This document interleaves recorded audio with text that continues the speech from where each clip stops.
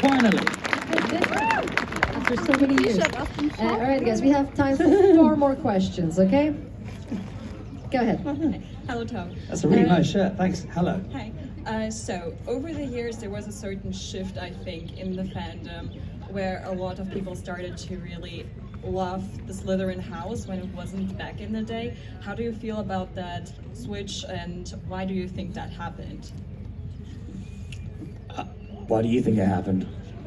I personally think it has a lot to do with you, personally, because you are at a lot of shows, you talk about Harry Potter a lot, and a lot of us were children when we watched Harry Potter, so we really just probably saw the main 3 and thought, oh, okay, we want to be in Gryffindor, but the older we got, the more we started to associate ourselves with the actual traits. How old are you? 24. So you weren't born when the first book was written? No. Okay, the book, yes. Hold me out. Hear me out.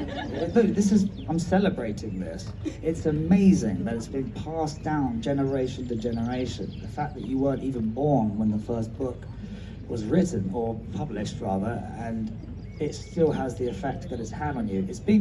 There's nothing like Harry Potter. Nothing has, Potter rather.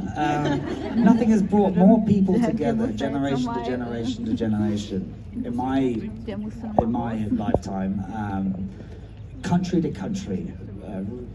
Doesn't matter where you're from or what your background is. Potter has brought more people together than anything that I've personally seen, which is something to really celebrate. And again, shout outs to Jo Rowling, a single woman that wrote this entire thing.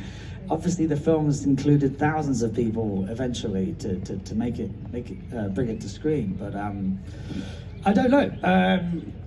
Probably the short answer is I think Draco is made to feel like a bit of a slimy git in the first 5 films, and then when we get 5 books, and then when we get to Half-Blood Prince, you start to realize that he's a bully because he's been bullied. So it starts to open your eyes up to have empathy for someone that actually is a bit of a prick. So I think Draco was just sort of a bit of a one-sided character for a while, and then he turned into something that you almost feel bad for him, because he's just a victim of his circumstances. He's not really doesn't have free will. Other than that, I don't know. Green and silver looks cool. True. I think it's best I got. Thank you. Cheers, mate. All right, guys. I'll be quick. Okay. Let's do it quick. This is the lightning round. Okay. Yes. Hi, what was your most emotional scene? Well, it won't make any sense to you, but there's a scene of Draco walking away on the bridge at the end of the film. It was filmed very separately to everything else, but I couldn't stop crying.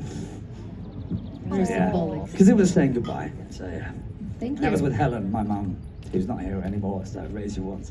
Thank you so much. Next question, please. Since I'm a Beatles fan as well, I've heard of them. what's your favorite song? It's impossible, isn't it? I mean, What is your favorite song? Yes, well done. One of mine, since it's my name, Michelle. Okay. Michelle, Yes. my belle, I was listening to this morning. Yes, I did. I actually heard it this morning. But now you say it, the obvious example, as a big George fan, here comes the sun. Here comes the sun. It's a classic, and thank the Lord that it's not raining on us all now.